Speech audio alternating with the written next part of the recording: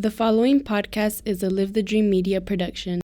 Hi friends, welcome to Skinology Sessions. I'm Marielle. And I'm Selena.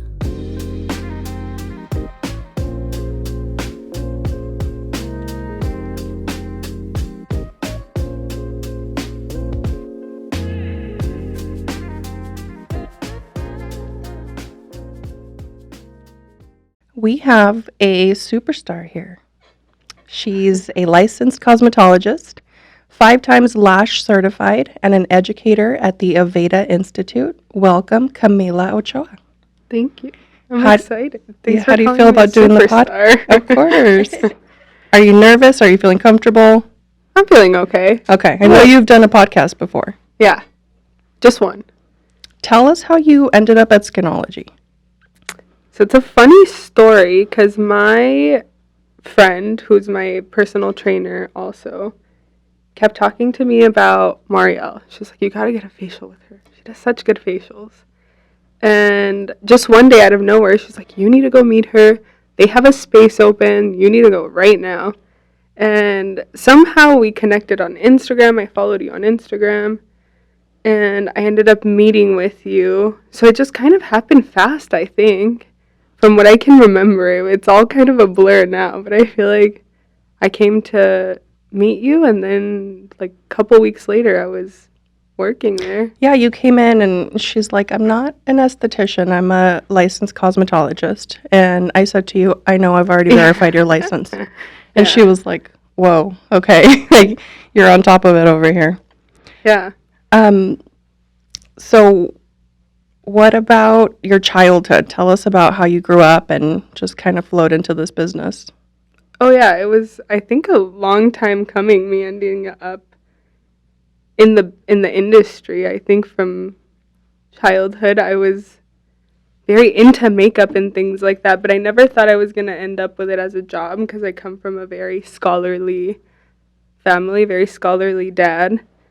And not that they were like pushing college, they never did, but I think that's just what was expected of me and all my siblings. So I'm one of 4, middle child. I am 10 years younger than my older brother and 7 years older than my younger sister. So I'm right spank in the middle. And it was fun. We had a fun childhood, but I feel like, yeah, it was always like little black sheep, I think.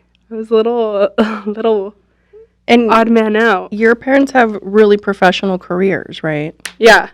My mom was in the dental field until she was a stay-at-home mom, which was like 16 years ago now. And then my dad is an engineer. So, yeah, very, very professional, very 9-to-5 jobs. And then they come from a Hispanic background, so they expect degrees from you. Yeah, and I feel like they're of that mentality, which I think a lot of immigrant parents are of the mentality of, like, I worked so hard to get us these opportunities, so now you have to take them. Like, I didn't have, they both had to struggle really hard to get to college, so I think for them it was like, oh, it's easy for you. I'm, like, handing it to you on a silver platter, so you should do it. You need to do it. And it's like, I don't want to do that, though. So, was it a struggle to convince them that lashing was going to be what you wanted to do and beneficial to you? I'm lucky that I have very, open-minded parents. They're very supportive. So I think they were always very supportive of me. They just had doubts of, how full-time it could be or how, money. I think money is always the issue in this industry where a family thinks, or other people think that it's just like a fun job where you're not making money. And so for them, it was always like, well, you should try to still go back to college. Maybe this could be your career while you find your forever career. And it was I think up until I started making the big bucks, they're like, okay, yeah, she's supporting herself and she's doing what she would have done in another career. So I think now they're totally for it. I have a little sister who's super into doing nails, and they're like, be a nail tech. Now they're all about it. They're like, that's where you make money. So yeah, I think I was lucky that they were able to mold into being open-minded about that, yeah. And how did you start lashing? So when I went, like Marielle said, I went to cosmetology school.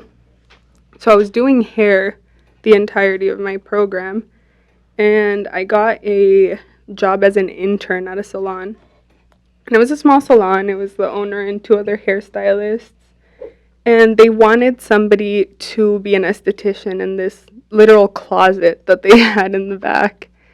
And they kind of like made it a treatment room, but none of the stylists wanted to do anything, and they couldn't find an actual esthetician to work out of this room. So she was like, I think you should get certified. I'll pay for half of it, and you can start doing lashes in the back room.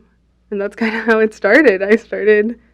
I was an intern part-time, and then she would let me take models here and there, and I think I would charge like $35 a full set when I first started, and I was there for like 6 months and then quit and went full-time at Sephora. So I took like a 2-year gap of lashing, and then I missed it a lot, so I went back into doing it full-time. At what point did you decide you were going to be an educator with Aveda? I think educating was the goal from the beginning. I loved my educator, which I work with now, and I still love him, but I think back then I just thought he was like he was young too, so he was so inspirational.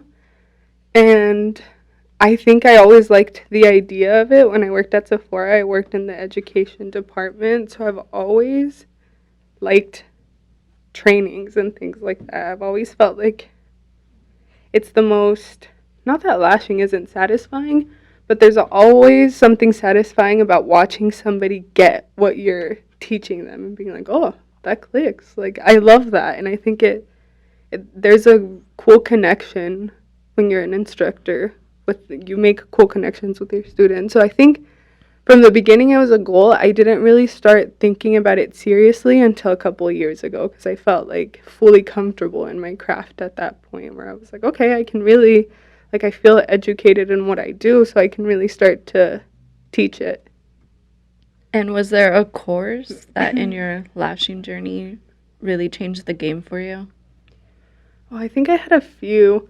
I've taken a few Borboleta classes, and I love Borboleta courses. I think the way that they are planned out is really, really cool, and the way that they think about the eye and the shapes and things like that I like a lot. My first ever was a Live Bay class, which used to be called Sassy Lash at the time. And that one, I think, was the one that sparked. I was like, oh my gosh, I gotta, like, really do more of these trainings. So yeah, there was a few, but those are the 2 that I feel like really kept me going back to getting more certifications. And then is there any advice that you've been given that that's the thought in the back of your head? I think a good one for me, Jackie, who is one of the lead educators at Aveda, she was one of my educators when I was in school. She basically was like, you're never going to be like perfect. You're always going to you're not a robot. You're not meant to do things exactly the same every single day. So don't be too hard on yourself. If one day, like now for lashes, I have that where it's like, if one day they look less full than I got them the previous time, it's fine. Like, I'm not doing a terrible job. It's okay. Don't like. And it's harder the more advanced you get. You Yes. just see that big, dark look of lashes that when you don't get that full look, to you as the artist, it's like, Yeah. man. But when you actually see it, it's still full. Yeah. I think you guys both have that, like, perfectionist quality about you, Selena and Camila, that makes you great lash artists for both of you. Oh, thank you. So you've been kind of working for other people this whole time, and just recently came to Skinology doing your own thing. How is your business going? I'm really liking it. I think I overhyped in my head how exhausting it was going to be. It's definitely tiring, but it's not. It's very satisfying to have something for yourself. It's like my firstborn child, I think, that I'm like nurturing and watching grow. So far it's been great. I haven't had any of the like stressful business owner things happen yet, but I think if those ever come about, I'll be fine. I think that there's something super satisfying about doing things for yourself. I think you did a beautiful job too of converting that space into your own. Because when she moved in, it was like a dark blue color, you know, not very exciting in that room. Yeah. And we saged it. Yeah, We did the the crystal, the holy Yes. water. Then she Yeah. moved in and you painted it, and the aesthetic in there is just beautiful. So Thanks. you did a great job with it. Thanks. I think it was important for me to do that because I was like freaking the. Wait, can I cuss? You can Okay. cuss. Oh, I was like, edit me out if you can't. Yeah, I was like freaking the fuck out about it. So in my head, I was like, I need to make this a space that I'm happy to come into every day. That feels like exciting for me to come into, so I don't like freak out about bills and taxes and the logistics every single day. Well, the advice I had for you was spend whatever money you need to spend in order to make this room your sanctuary, because that money will come back. Yeah.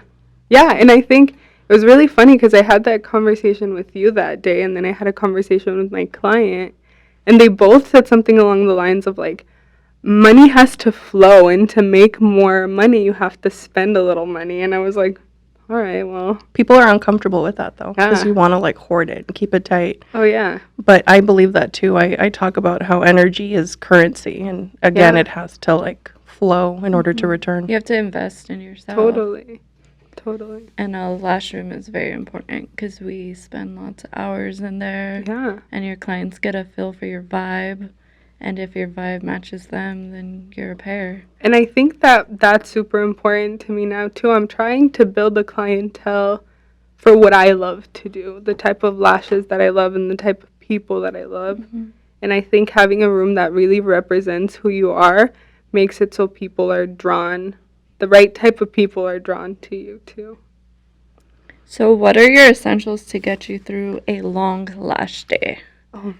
Coffee. Iced coffee in the morning. Definitely that. Iced coffee for lunch and dinner, too, half of the time. Nuts. I've learned to carry almonds with me at all times. There is always a stash of snacks somewhere. There was one day that I was like, I'm going to faint. And Selena walked out of her room with like a little trail mix and was like, here you go, girlie. So I think after that, now I'm like, snacks on me at all times. Good. I think I got on you about that the first time I did her facial. I'm like, you're not eating enough healthy fats. Like, what did you eat today? And she's like, oh, I haven't eaten anything. I've just had a nice coffee. And it was like 3 o'clock in the afternoon. That's the lash artist diet for the most part. It is. It's terrible. I'm trying to break those habits, but those are definitely essentials for me. And a really good playlist. I like definitely pride myself in making lash playlist. I'll literally lay in my bed the night before and just be like, tomorrow this is what we're gonna listen to all day. And What's your number one? What has to be on it? Oh, I have a lot of like throwbacks. I feel like everybody loves a good Destiny's Child randomly sprinkled through a playlist. Anytime that happens, everyone's like, oh my gosh, I forgot about that. So that's an essential for me. The songs that people are like, oh, I forgot about that song. The music you had on the other day I was in there was like kind of groovy too. Oh yeah, that was like a very 70s disco playlist. So speaking of 70s, I know you're from Bisbee. Yeah. And the last few times I visited Bisbee, it feels like everyone has that 70s vibe. Oh, it's like stuck in a different era. So I grew up in Douglas. Most of my time was spent in Douglas. I have family in Bisbee, so I've been back and forth from Douglas and Bisbee. And they both, in their own way, feel like you're in a completely different time frame. And even now to think about, like, when I was in high school, things were trendy for us in Douglas, like, 7 years after people were doing it in Tucson. Like, we went past trends. Like, it's so disconnected in such a weird way. And it's only, like, 2 hours away from here. But they're both so, like, old school. But I think that's what makes them cool. Yeah, it was really cool. We saw people in like flared pants. Oh yeah, hats. People are funky. There's a lot of shops too. Yeah. What are your top shops for Bisbee? I love antiquing in Bisbee. I think Bisbee has really cool antique shops. I definitely like food in Bisbee. Lots of good food. The coffee shops are cute. But yeah, I think antiquing is like my top thing to do when I'm there. There's some Mexican hot chocolate at the visitor center. Have you had that one? No, that It's like an sounds great. Aztec chocolate. That sounds great. Side note. Anyway, Yeah. so how do you manage all of the careers? The educating and the doing your own thing and the lashing? It hasn't been as hard as I expected it to be. I think because I enjoy them both a lot, it just kind of happens for me. It ends up just working out.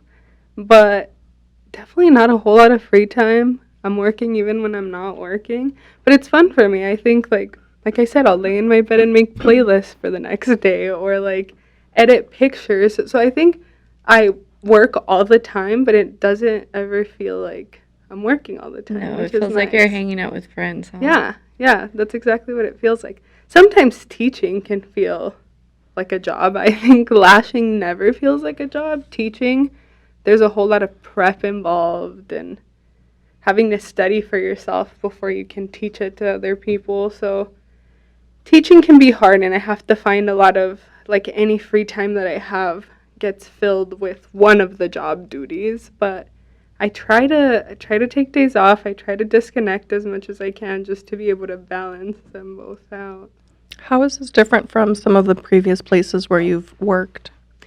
Oh, I don't know if it's because it's the first place that I've ever rented my own space, but I think everyone's very to themselves in the best way possible. Like, everyone's super friendly and super nice, and we'll say hi to each other in the halls, and it's a nice, friendly vibe, but it's still like everyone's in their own room doing their thing and like working all the time. So I feel like it's very peaceful because of that. It's not a whole lot of like the gossipy aspect that happens in a lot of other. I come from a salon background, so I was used to being in the back room and someone coming back and being like, she was so rude to me just now, and being like, oh. Yeah, we don't do that. I think No. at That Skinology, doesn't happen. we all love each other and we Well, respect I think we've each other. all attracted our clientels. That too. Yeah.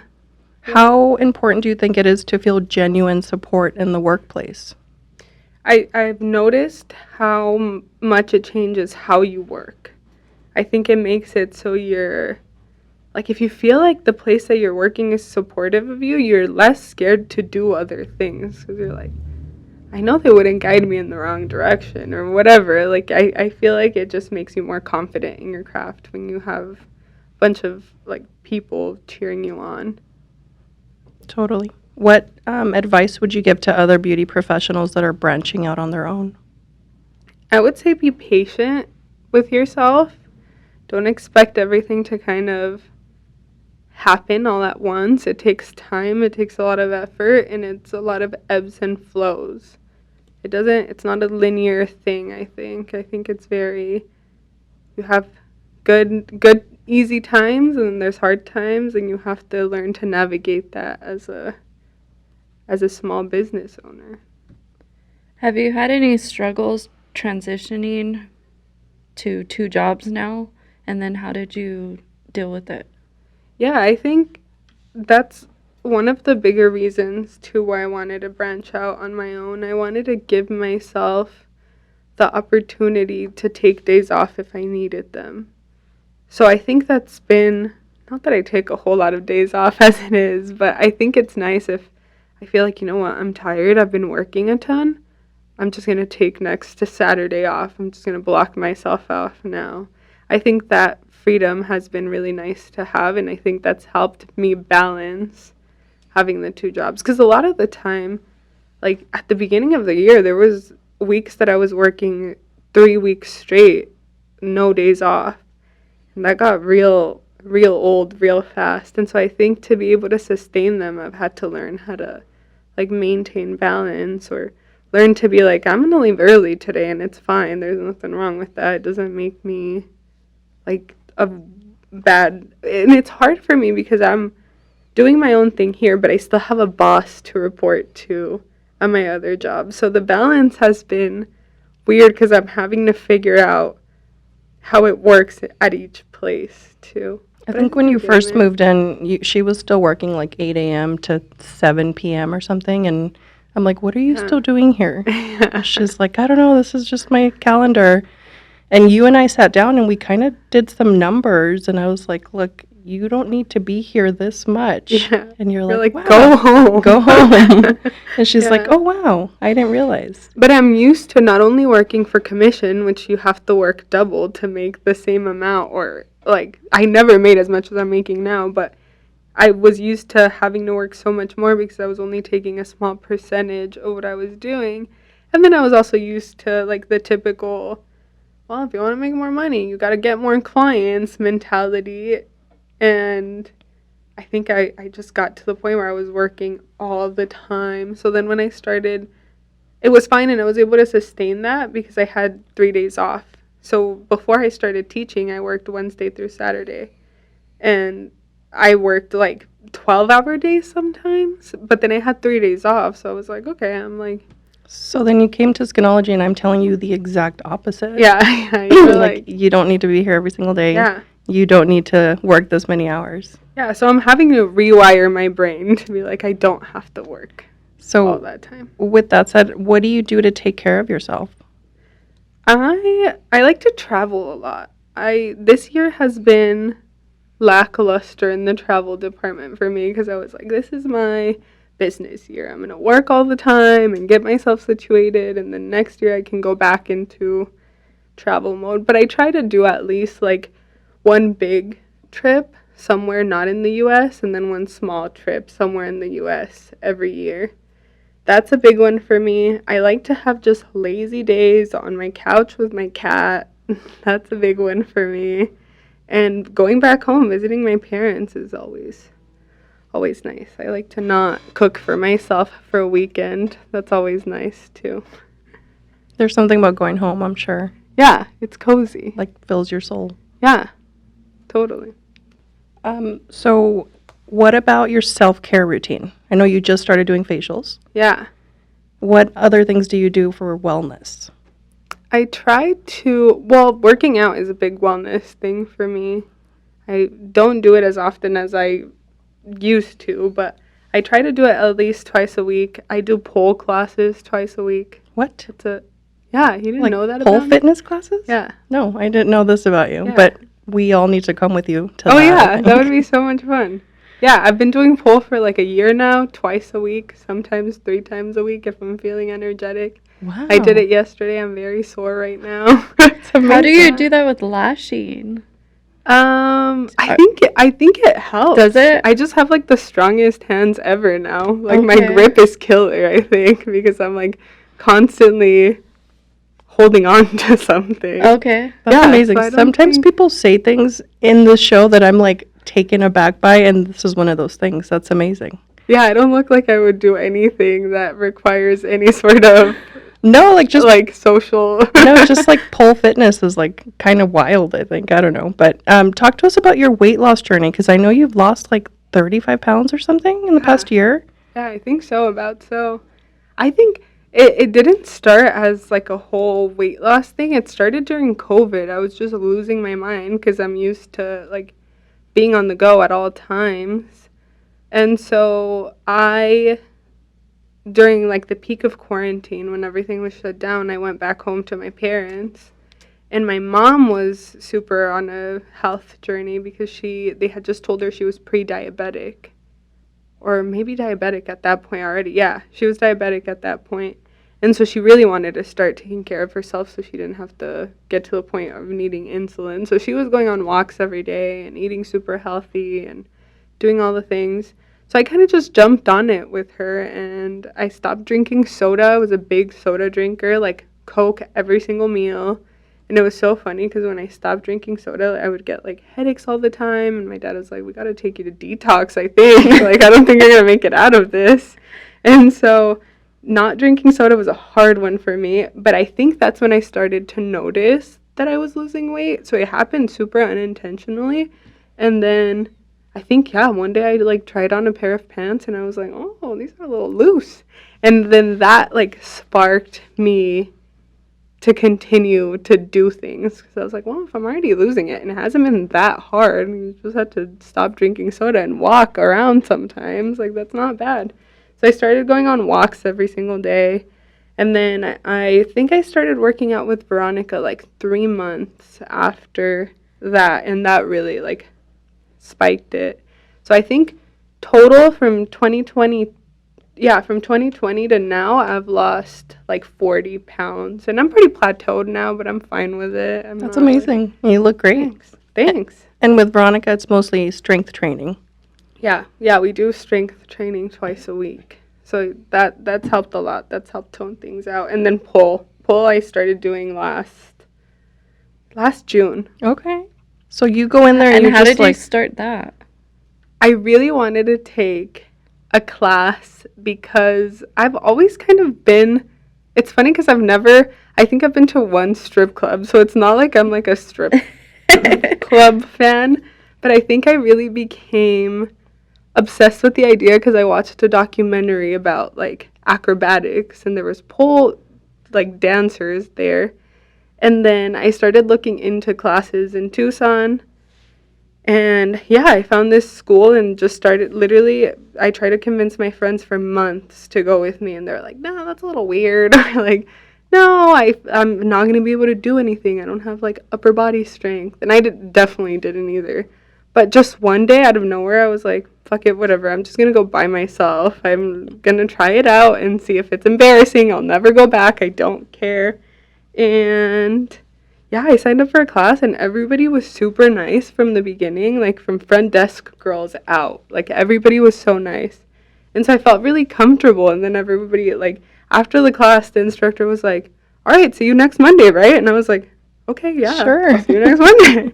And that's just kind of how it happened. I felt like it was like a really welcoming environment. And I'm like I think I've said this to you before, I'm like a little turtle in my shell. So anytime anyone's like, all right, come on, and I feel comfortable, I'm like, okay, yeah, now I'm going to do this for the rest of my life forever. Like, that's just how it goes. I feel like the Skinology girls need to go with Camila and do this. I Are you think willing so, to do too. this, Selena?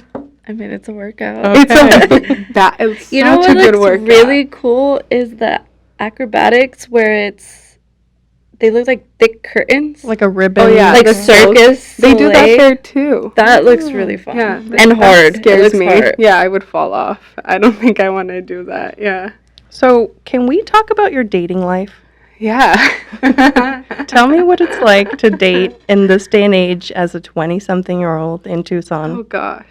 I don't date a lot, so I don't know if I can tell you what it's like to date as a 20-something-year-old.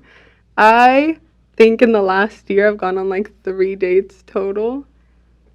Because I'm not a big dating site girl, like dating app. And I think that's what it's like to date. Like all of my friends who date a lot, it's because they date through apps. And I am scared to get murdered and I'm scared to like, I don't know, I just don't feel that comfortable. So I've been on a very short amount of, not many dates. Nobody's sparked your interest. No, not in a long time. And is your celebrity crush Dave Grohl? Oh, that's a big one. I think he was like my first celebrity crush. I found this out by stalking her last night. Who's Prep Dave work. Grohl? From the Foo Fighters? Yeah. He's Oh, like the okay, lead okay. singer of a band. He was in Nirvana too, and my brother was a big Nirvana kid. And so I remember watching like Nirvana music videos when I was like 7 and being like, that guy's hot. And so I think that has molded my type of men. So you I like more of stinky, the sweaty drummers. rocker? Yeah. Yeah, that's molded my... But you know what's funny? I don't date that type a lot. My ex-boyfriends are all like nerdy little Well, maybe that's guys. why they didn't work out. But that's probably why.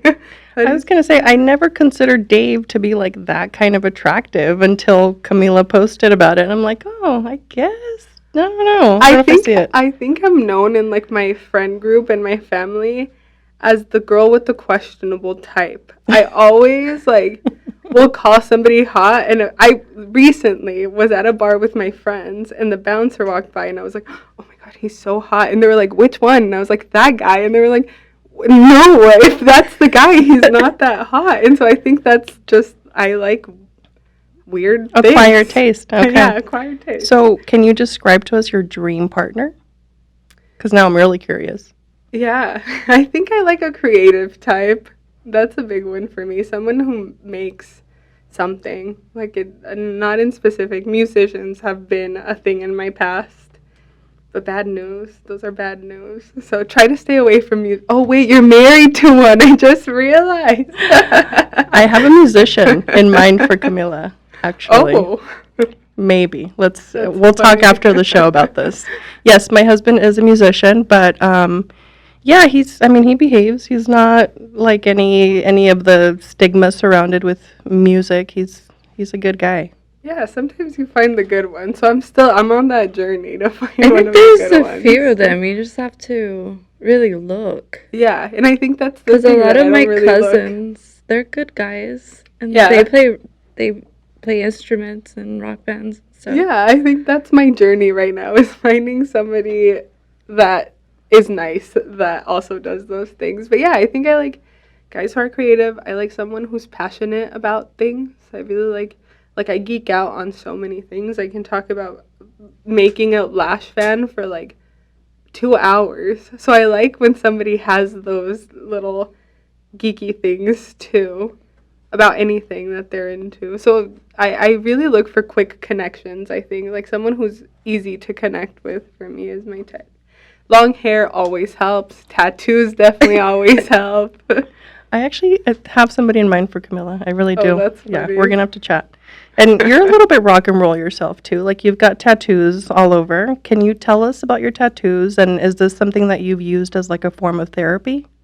That's so funny that you say I'm a little rock and roll because I think I'm like such a little teddy bear. No, I feel like I'm she's such a soft groovy. Like she's got an eclectic style that I really like. Thanks. Yeah, I have, gosh, I don't even know how many tattoos I've collected over the years now, but I don't know if it's as therapeutic for me. I hate getting them. I don't like getting tattoos because they hurt, but I like the after.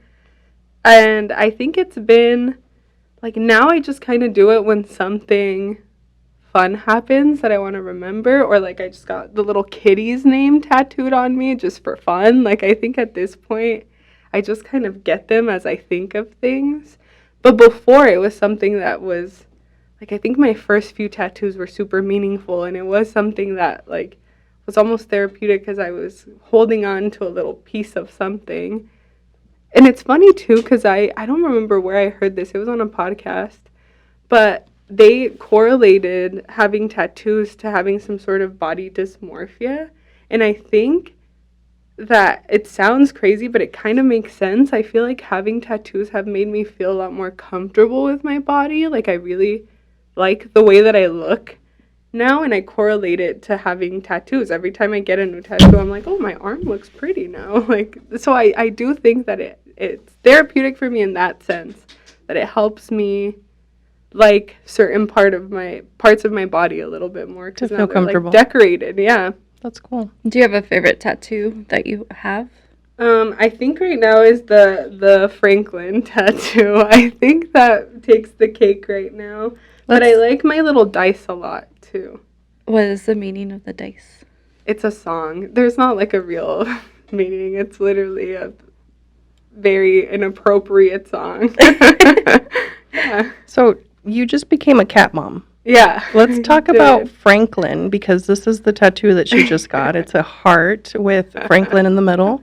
And she was never a cat person. She was never an animal No. person. And Franklin just came into her life. So tell us a Yeah. little bit about that. Yeah, so I got Franklin in March. So I think that's why I like him so much, that I correlate him with like everything happening this year. Everything happened in March. So I'm like, March was it. It was like the beginning of a lifetime for me. So I think that's why Frank is like extra Special. He represents like The growth. new chapter. New yeah, chapter. I think so. Because basically, one of my students at Aveda rescued these kitties. There was like 8 of them or something. And from the beginning, my boss, I kept talking about getting a dog. I wanted a dog so bad. And I kept talking about it, and my boss was like, your lifestyle could not like, you cannot have a puppy with the lifestyle that you live. Like, you are not home ever.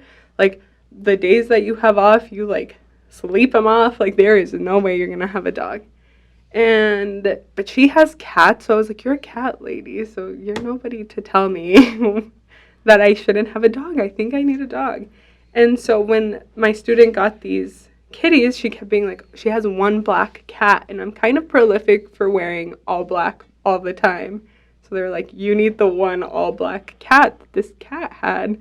And I kept saying no, and from the beginning, they would only send me pictures of him, which now I think it's cute because I have, like, all these baby pictures of him because they were like, this is your cat. And so March happened, and she was like, they're ready to go off. They don't need their mom anymore, and I want you to meet the last two. So there was a boy and a girl. And she was like, the boy's super cuddly, and he's super sweet, and he's very friendly, and he's super curious, like, not scared of anything. And so she brought them into the institute, and immediately he was like going everywhere. He was super friendly to everybody, and the other cat was like shaking and super scared. And I was like, oh, he's actually really cute. And he just like sat next to me and my coworker. We were sitting on the floor, and he like sat down, and my coworker was like, you need to get him. He's so cute. And yeah, I literally went on Amazon and ordered every single thing that you could have for a cat, because I was like, how do you take care of a cat? I have no idea. She's like, I don't know what to do. And I gave you my client's like number or something who has like 9 cats. Instagram, yeah. And so you became a cat mom. Yeah.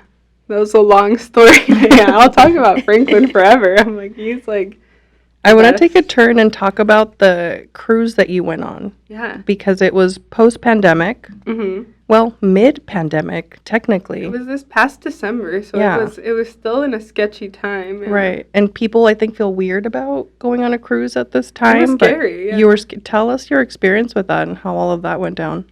So it's kind of cool how it all happened, because my best friend's sister, she had a friend who worked for the cruise line. And they were like, there's this brand new ship. It's super nice. It's all adult.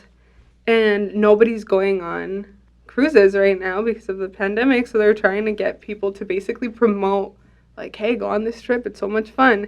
And it's all covered. Like, you can literally get this trip entirely for free. And so my friend emails the company, and we didn't hear back from them for, like, months. So we're like, whatever. We didn't get this giveaway. It doesn't matter. And so then literally in November, they were like, all right, yeah, you're in. Do you want to go on this cruise in December, or do you want to go in February? And we were like, well, let's just go in December. She worked for a school, so she had winter break. I was already at the school, so I had a winter break. So we're like, yeah, let's just go in December. And her sister was going on that same cruise in February, because they were literally giving out free tickets for this cruise. So we flew out to Miami. We had to pay for the flight. That's the only thing that we had to pay for. It was a Virgin Voyages cruise, and we had done a ton of research on it, and it looked really, really, really cool. And so we got to Miami. We spent the night in Miami, and then we went off on the cruise the next day, and it was like 5 days, I think. Was it a little weird and terrifying to be on a pandemic cruise? Well, it was super terrifying because basically before you get on the ship, you have to sign this thing that you're, first of all, agreeing to testing before getting on the ship. And then when you arrive back, since it was abroad, we went to Mexico, Bahamas, and then back to the U.S., you were obligated to test in order to get back into the U.S., So to get to customs and things like that, you had to test. If you were to test positive, you had to stay on the cruise for 10 days. Your 10-day quarantine, you had to stay on the ship, and you have to pay the fee. It's like a hotel fee to stay on the ship.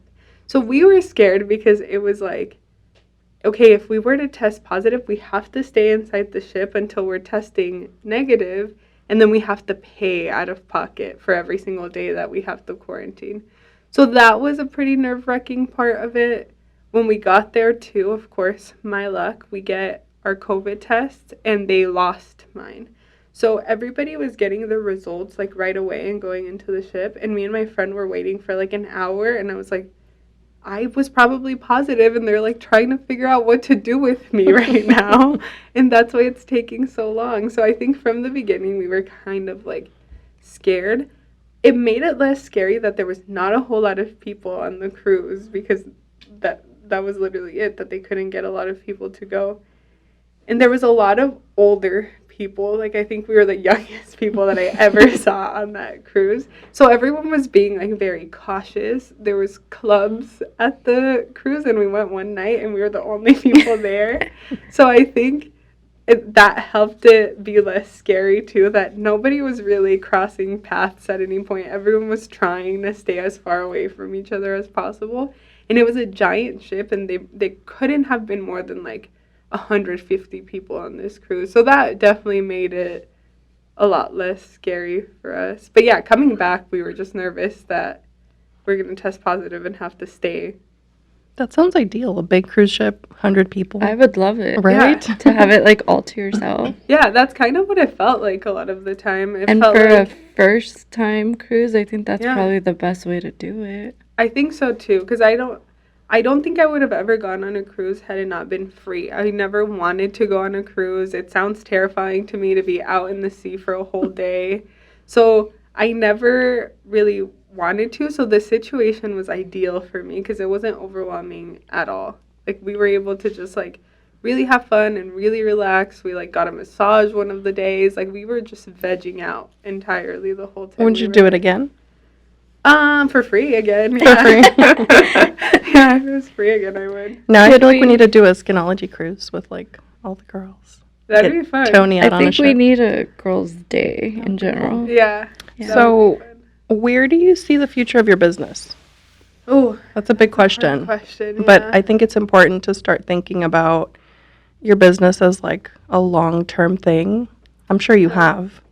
Yeah, I think I do, but I try not to think about it so much because I just started. So I feel like I haven't really thought, like, what else can I do? I'm trying to just kind of marinate in this stage for a little bit. I would love to have a big enough space to have classes, to, like, teach more things. I would love to have that. I would love to, like, at some point expand the amount of services that I'm doing. Maybe a little have, permanent like- makeup. Yeah, I think that would be awesome. So definitely, like, growing my service menu and growing the things that I do and teach and growing the space itself, having, like, a bigger space would be awesome. But yeah, I think that's 5-year plan.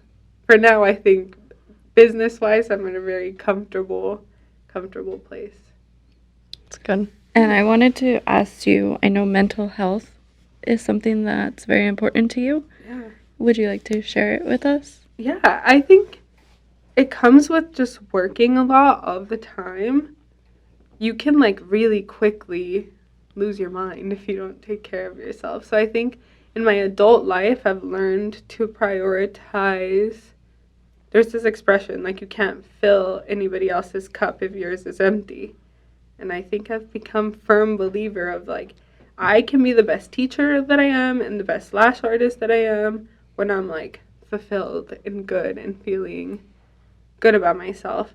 So I think taking care of, first of all, myself mentally and then, like, my body has become just, like, the most staple thing in my life to be able to maintain and not burn out all the time. So I tell people all the time, I'm like, therapy is great and working out is good and sleeping a lot is awesome. So I feel like that is, like, my cocktail to stay sane. And smoking a little weed every now and again helps too.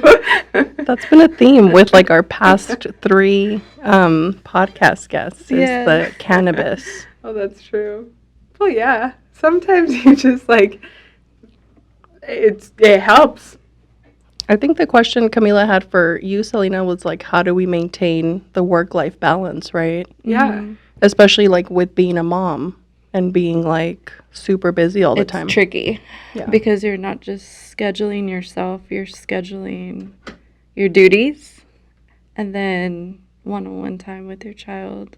Yeah. And I think I was telling you earlier what I have been deciding to do lately is if I have a whole month and I work the whole week, one weekend out of the month, I'll take like 3 or 4 days off and I'll just block it. And that's devoted to 1 day responsibilities, and the rest is just whatever and anything. And it's one-on-one time to your child. Yeah.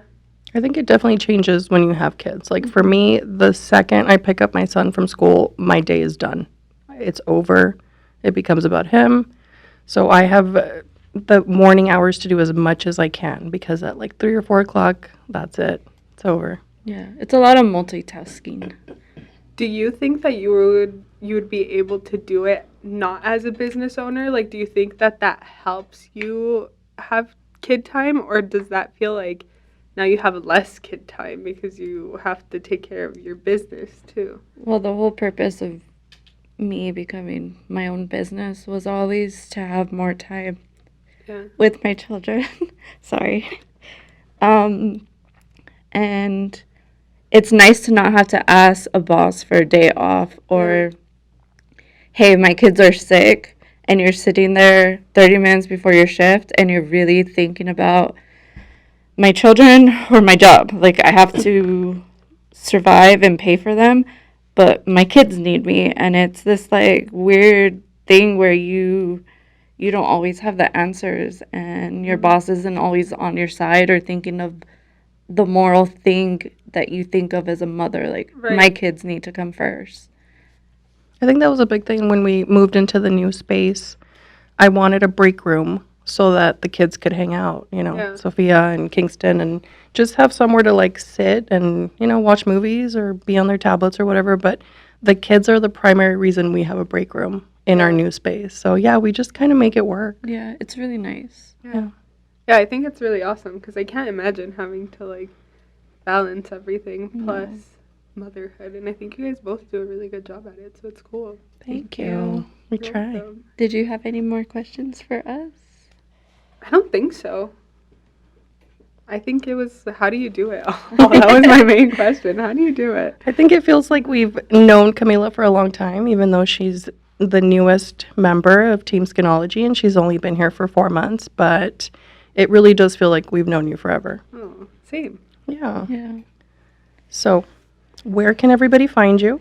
Let us know about all your socials, your handles, your things that are going on. And the services you offer. So I do lashes mainly. I do some brow services, some brow laminations, henna tinting. I want to eventually incorporate permanent makeup again. I'm certified, don't do it a whole lot. So mainly right now, lashes. Lashes are always my focus too. I always Is love there a doing lashes. style you've been wanting to get on somebody? Oh, I like anytime anyone wants color. I'm like, Yes, please. both of us guys. Yeah. If you're listening, we would like to get some color. Color's always fun. I'm obsessed with my brow lamination that you did on me. I thought that, you can still tell it's been days and days, but we posted a reel of it on our Instagram. It was a whole process, and I'm obsessed with it. Yeah. I think for both lashes and brows, I have such a specific style. And sometimes Marielle literally was like, my brows look like your brows. And I'm like, I know, that's kind of just what I do. So let me do your brows so they look like my brows, too. I always love doing brows. She, fluffed them up and tinted them, and they've stayed like this. I have nothing on right now. So I'm obsessed. I'll probably do that again. Oh, good. So where can everybody find you? What are your socials? Instagram. It's Camila Shed You. And it's supposed to be Camilashed You.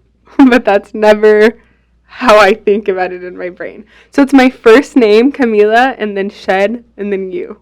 Isn't it Camila Lashed you? No, it's Camilashed You. Oh, okay. It's like all one word, but it makes it very confusing. Cami Lashed you on Instagram. Camilashed You, yeah, Cool. on Instagram. And where's your next trip? No solid plans yet. I really would love to go to Oregon. Me and my friend are really seriously starting to try to plan this trip out and find dates to go on this trip. So hopefully Oregon. That'll be an easy one. That'll be a nice fall foliage.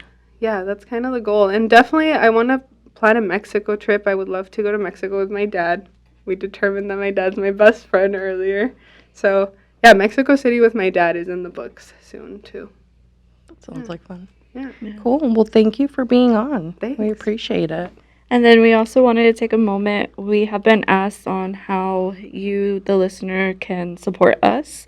So we have added a donation button on both the Apple and the Spotify platforms and the Anchor. And then all that's left to do is if you could like this episode and follow along and subscribe for more episodes. And then there is also a rating button on Spotify where you can give us like 5 stars, 4 stars. We would greatly appreciate that. Thank you guys. Thank you.